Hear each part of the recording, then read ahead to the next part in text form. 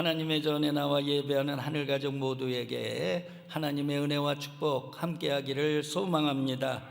유교를 가리켜서 윤리의 종교, 불교를 가리켜서 자비의 종교, 힌두교를 가리켜서 신비의 종교, 이슬람을 가리켜서 행동의 종교라고 말합니다. 그러면 기독교는 어떤 종교입니까? 한마디로 말하면 십자가 종교인 줄로 믿습니다. 여러분, 십자가 없는 교회 무슨 의미가 있겠어요? 십자가 없는 기독교 무슨 의미가 있겠어요? 십자가 없는 신앙, 그게 무슨 신앙이 되겠습니까?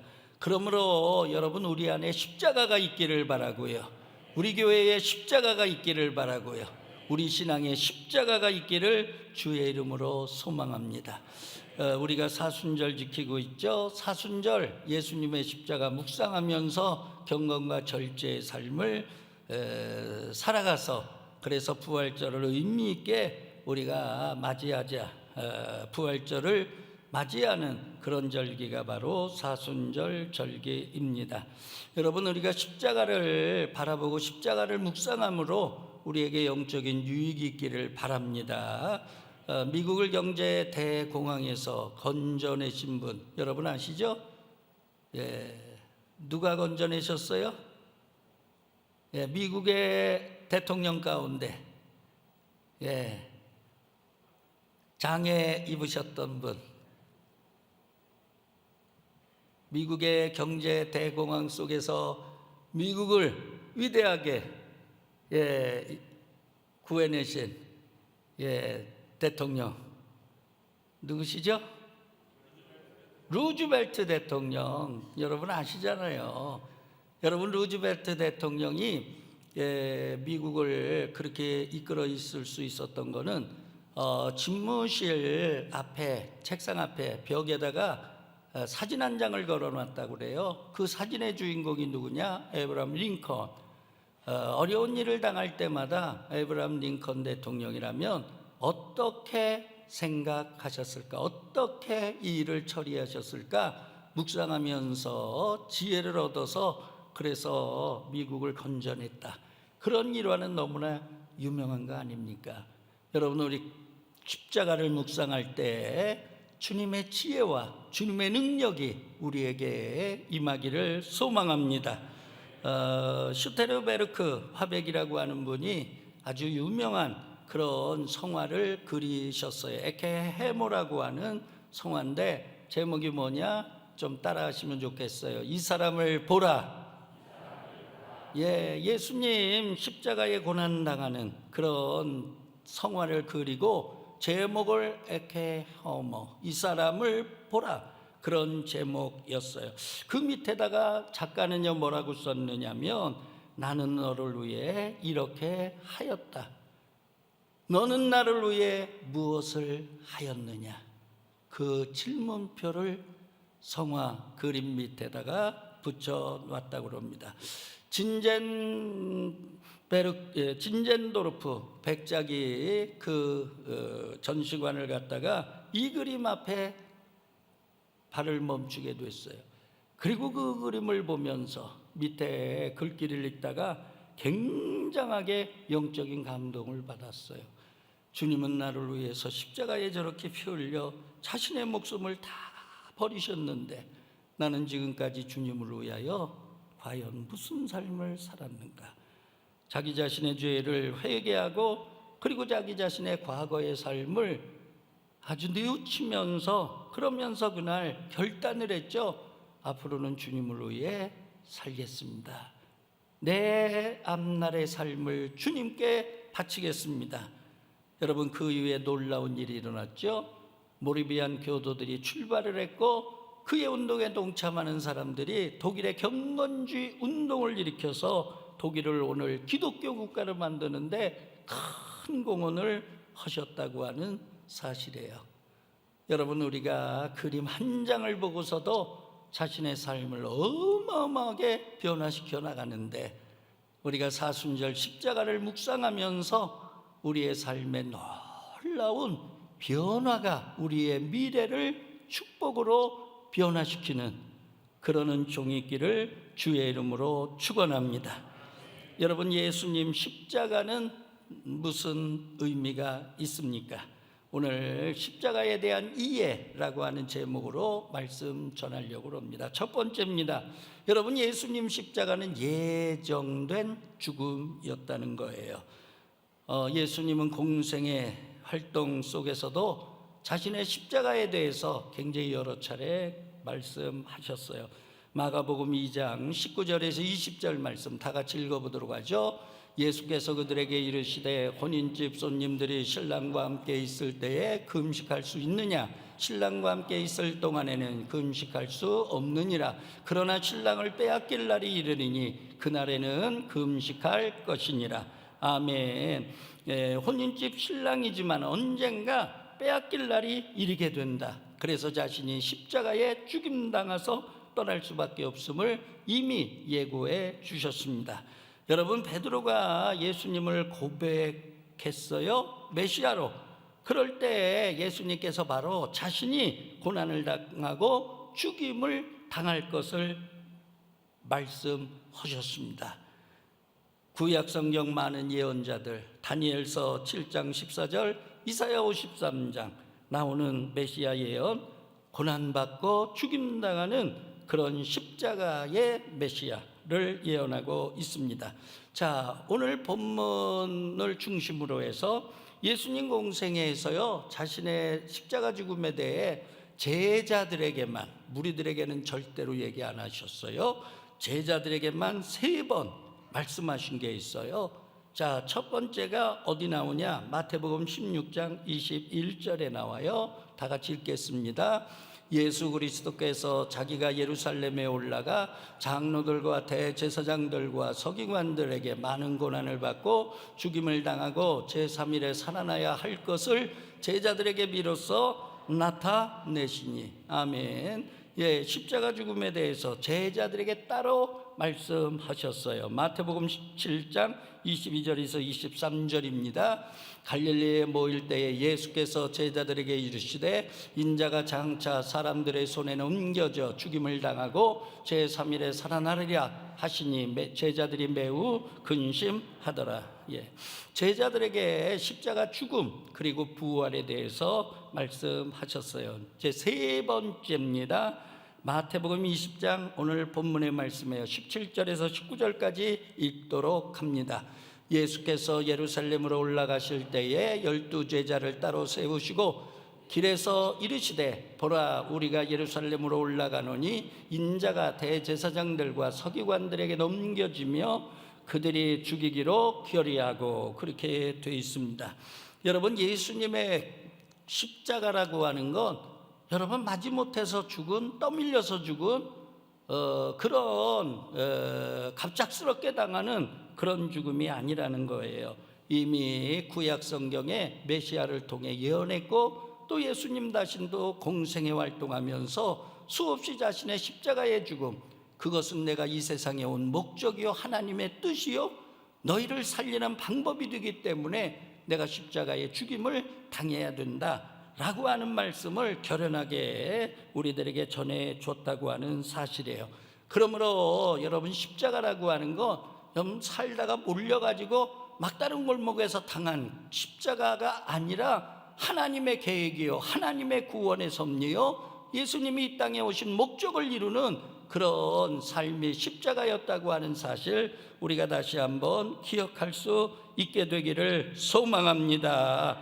그래서 예수님께서 마지막 십자가에 운명하실 때 요한복음 19장 28절은 마무리하고 있어요. 요한복음 10장 28절, 19장 28절, 그 후에 예수께서 모든 일이 이미 이루어진 줄 아시고 성경을 응하게 하려 하사 이르시되 내가 목마르다 하시니, 모든 일이 이미 이루어진 줄 아시고 성경을 응하게 하사 이르시되 내가 목마르다 하시니, 그리고서 숨을 거두신 거예요. 하늘나라 올라가신 거예요.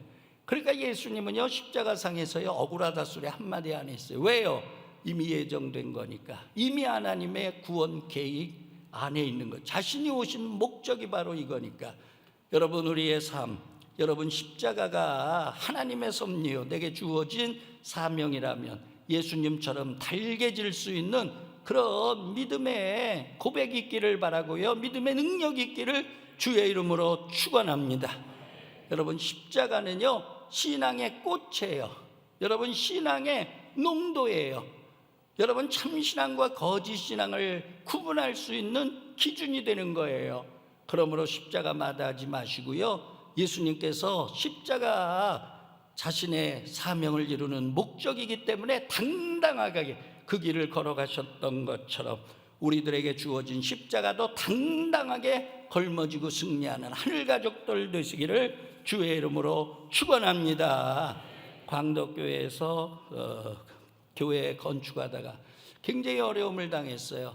근데 그때가 마침 마태복음 여기를 새벽마다 나갈 때였어요. 새벽마다 이제 한 장씩 읽고 설교하고, 한 장씩 읽고 설교하고, 길면 반으로 잘라 설교하고. 그런데 뭐 마지막 마무리를 해야 되는데 교회가 뭐 돈 한 푼이 없어요. 뭐 돈 없는데 누가 와서 마무리해 주겠어요? 그래서 새벽기도 끝나고 이제 말하자면 교육위원회 같은 거죠. 그걸 이제 열었어요. 열었는데 권사님 한 분 중에 참 믿음과 지혜가 있는 권사님이 있는데, 이 권사님이 그런 말씀을 하세요. 요새 우리가 마태복음 공부를 하는데 목사님 말씀하시지 않으셨습니까? 예수님께서 제자들만 따로 불러가지고 십자가 고난에 대해서 말씀하신 건 왜 그렇겠습니까? 무리는 십자가를 못 져도 제자는 십자가를 져야 되니까 제자들에게만 말씀하신 거 아닙니까? 그러니까 이거는 방법이 없습니다. 교인들에게 이건 떠넘길 수 없으니까 우리를 중직으로 하나님께서 세워주신 이유는 바로 이거 아니겠습니까? 그러니까요, 그 자리에서요 제안하는 거예요. 우리가 나머지 해결해보자. 야, 제가요 얼마나 감동이 됐는지. 그분들이요 몇 번 하신 거거든요. 일반 교인들은 건축헌금 한두 번 하면 끝인데 그분들이요 어려울 때마다 있거든요. 근데 마지막 마무리해야 되는데 누군가 나서지 않으면 마무리 안 되거든요. 근데 그때 권사님 중에 제일 멀리서 걸어오시는 권사님, 쇄골 안쪽에 사시는데 차가 가려면 굉장히 오랫동안 들어가요. 쇄골 그 골짜기 끄트머리 동네, 그 끄트머리 집이에요. 그러면 권사님이요 차량 운행하는 이제 때에 전화를 하신대요. 몇 시까지 오라고. 그 전에 오면 안 된다고, 준비가 안 됐다고. 그래가지고 차량 운행하는 봉사하는 그 권사님이 그 시간 맞춰 올라가려고 쇄골 들어가면은요 벌써 쇄골 입구에 나와 계시대요. 무슨 얘기인지 아시죠? 어렵게 올라와서 안 된다는 거예요. 기름값도 없는데 왜 자기 혼자 태우러 기름 태우고 올라오냐는 거예요. 그래가지고 선한 거짓말이라고 그러죠. 본인이 내려올 수 있는 시간 다 확보하고 그 먼 거리를 내려오셔서 밑에 동네의 구정순 권사님, 그 다음에 뭐 강신택 집사님, 그 밑에 동네에 또 여러 명 믿으시거든요. 그분들과 함께 차를 타고 오시는 거예요.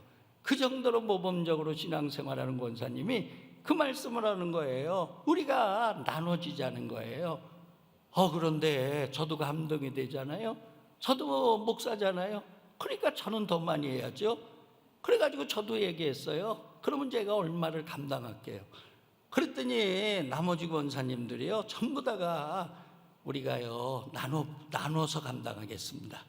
그래가지고요 광덕교회 어려운 건축의 문제가 그날 새벽 회의 한 방으로 해결이 된 줄로 믿습니다.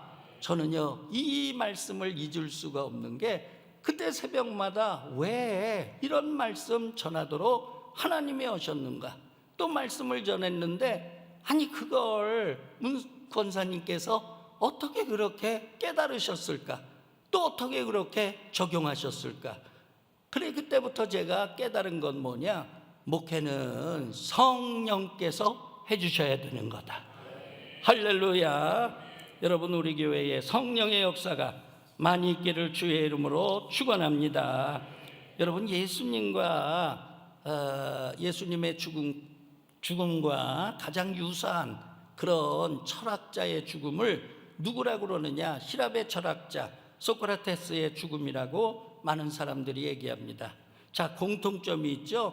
두 분 다 진리를 증거하기 위해 신으로부터 소명을 받은 자라고 믿었어요. 그리고 그 진리 때문에 자신의 목숨을 내놨어요. 두 번째입니다. 둘 다 사후 세계가 있다고 믿었습니다. 세 번째입니다. 소수의 추종자들만 가르치고 제자 삼았습니다. 소크라테스와 예수님의 공통점입니다. 그런데 두 분에게 극명한 차이가 있어요. 자, 소크라테스는 70까지 살았고 예수님은 33세에 죽임을 당하셨어요. 소크라테스는요, 자신이 진리를 안다, 거기서 끝났어요. 근데 예수님은요, 빌라도 앞에서 당당하게 자신이 진리다, 내가 진리다, 여러분, 자신 있게 말씀하신 줄로 믿습니다. 소크라테스는요, 사상을 위해 죽었으나 예수님은요, 모든 인간의 죄를 대신해서 우리를 살리시기 위하여 대신 죽으신 줄로 믿습니다. 여러분, 소크라테스는요, 모든 사람은 결국 죽을 존재라고 보았지만 예수님은 자신의 죽음으로 인하여 모든 사람이 영원히 살게 될 거라고 선언하신 줄로 믿습니다. 여러분, 문제를 알려주는 게 중요한 게 아니라 문제의 해답을 주는 게 중요한 거예요. 여러분, 이것이 예수님하고의 차이인 거예요. 그러므로 여러분, 예수님은 죽음이라고 하는 건 예정된 죽음이요, 그분의 죽음을 위해서 우리가 구원을 받고 영생을 얻었다고 하는 사실, 다시 한번 감사할 수 있게 되기를 소망합니다. 자, 두 번째, 예수님의 죽음은 대속적이고 희생적인 죽음이었다는 거죠. 마가복음 10장 45절 말씀 다 같이 읽겠습니다. 인자가 온 것은 섬김을 받으려 함이 아니라 도리어 섬기려 하고 자기 목숨을 많은 사람의 대속물로 주려 함이라. 많은 사람의 대속물로 주려왔다 그러셨어요. 베드로전서 3장 18절 말씀 읽겠습니다. 그리스도께서 단번에 죄를 위하여 죽으사 의인으로서 불의한 자를 대신하였으니 이는 우리를 하나님 앞으로 인도하려 하심이라. 아멘. 세례 요한, 예수님을 가리켜서요, 보라 세상 죄를 지고 가는 하나님의 어린 양이로다 말씀을 했어요. 예수님 자신도요, 제자들과 유월절 최후 만찬에서 자신을 유월절 희생양이라고 제자들에게 얘기하면서 자신의 몸과 피를 나누어주는 만찬을 행하셨습니다. 여러분, 유월절 양의 피가 뭐예요? 유월절 희생당한 양의 피 때문에 출애굽하는 이스라엘 장자들 죽음에서 구원받게 된 줄로 믿습니다. 그러니까 유월절 어린 양은 이스라엘 장자를 구원하는 하나의 수단이 된 거예요.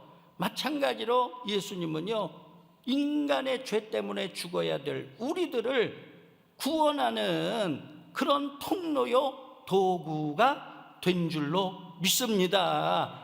유월절 어린 양의 피 때문에 이스라엘 장자들이 살아났다면 예수님의 십자가의 죽음의 보혈의 피 때문에 우리는 생명을 얻고 영생을 얻고 부활하게 된다고 하는 사실, 여러분, 우리가 다시 한번 마음에 새기기를 바랍니다. 자, 캐톨릭에서 미사를 집례할 때 미사 집례하는 신부들이 입는 옷을 제이라고 그러죠. 그 목회자 가운 같은 거죠. 자, 공통적인 게 있죠. 앞면 뒷면에 전부가 다 십자가가 새겨져 있어요. 제가 노승환 신부하고 천사운동본부 같이 사회봉사 활동할 때 궁금해서 물어봤어요. 그 십자가가 앞뒤로 둘인데 그게 똑같은 겁니까? 그랬더니 그분이 대답을 해요. 아닙니다. 앞판에 새겨진 십자가는 자신의 십자가를 뜻하고 등 뒤판에 새겨진 십자가는 남의 십자가를 표시합니다. 그 얘기는 뭐냐? 내가 주님을 따른다고 그런다면 주어진 나의 십자가를 질 뿐만 아니라 다른 사람의 십자가까지 내가 나누어 지겠습니다. 그런 의미가 있다는 거예요. 그런 신앙의 고백이 있어야 된다는 거예요. 할렐루야. 여러분, 그런 신앙이 성숙한 신앙 아니에요? 우리가 목장으로 헌신할 때, 교회에서 선교회 회장으로 헌신할 때 여러분 내 목만 하나요? 다른 사람의 목까지 하잖아요. 네. 그런 것들이 다 다른 사람의 십자가를 등 뒤에 쥐고 사는 삶이에요. 그럴 때 여러분들 힘들 수 있지만은 위로를 얻으시기를 바랍니다. 그렇구나, 내 앞가슴에는 내 십자가를 지고 등 뒤에는 다른 사람의 십자가를 내가 대신 짊어지는구나. 하나님과 여러분 인간 사이의 화해자로 우리는 쓰임 받는 거예요. 여러분, 목사도 그런 사람이지만은 여러분들 목장님들, 그리고 여선교회 회장 하신다든지 남선교회 회장을 하신다든지 뭐 장로님들도 마찬가지고요. 여러분, 이런 분들은요 화해자가 돼야 돼요. 하나님과 성도들 사이에 화해자가 돼야 돼요. 성도와 성도 사이에 화해자가 돼야 돼요. 갈등을 일으키고 또 고자질하고 그 다음에 이간시키고, 여러분 이래서는 안 되고요. 여러분, 문제가 있더라도 그 문제를 화해시키는, 그러려면 내 십자가도 지고 다른 사람들로 십자가도 지는 신앙 우리가 가져야 성숙한 신앙이요, 그것이 하나님 나라를 이루는 그런 옳은 신앙이라고 하는 사실 기억하고, 여러분 이번 사순절에요, 주여 내 앞가슴에 내 자신의 십자가를 지겠나이다. 주여 내 등 뒤에 남의 십자가도 쥐겠나이다. 할렐루야. 고백하는 하늘 가족이 되기를 주의 이름으로 축원합니다. 예수님 십자가는 승리의 십자가인 줄로 믿습니다. 여러분, 예수님의 십자가로 기독교가 끝났다면 기독교는 패배의 종교였을 거예요. 근데 예수님은요 제자들에게 오늘도 분명히 말씀하셨어요. 내가 죽임을 당해서 무덤에 들어가 사흘 동안에 그곳에 갇혀 있어. 그러나 사흘 후에 다시 살아나리니. 부활하신다는 거예요. 다시 살아난다는 거예요. 여러분, 사망의 권세, 흑암의 권세, 모든 권세들이요 떨쳐버리시고 사흘 만에 부활하신 줄로 믿습니다. 예수님이 살아나신 거예요. 이 세상에서 죽음에서 살아난 자는 한 사람도 없어요. 여러분, 왜 기독교가 생명의 종교냐? 예수님만 살아나셨기 때문에, 산 자만이 생명을 줄 수 있기 때문이에요. 여러분, 모든 종교가 다 훌륭하죠. 가르침도 훌륭하고 종교를 창시한 한 분 한 분 뛰어난 분들이죠. 뭐 그런데 이제 확연하게 달라지는 게 요거거든요. 모든 분들 다 위대해요. 가르침 위대해요. 만약 위대하지 않으면 그게 종교로 발전할 수 있었겠어요? 그리고 창시한 사람, 신비적인 삶이죠. 굉장히 뛰어난 삶이죠. 그런데 그 모든 사람들 다 죽고 그걸로 끝난 거예요. 마음에, 사우디아라비아에 그냥 죽음의 무덤이 있다고요.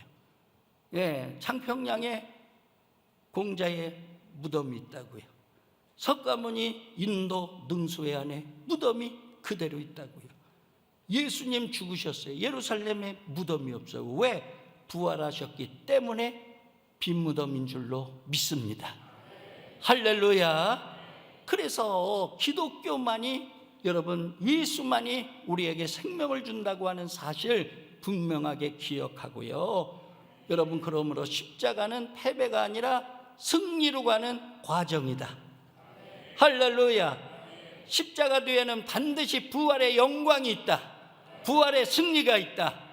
그런 믿음을 가지고 살아나가시기를 바랍니다.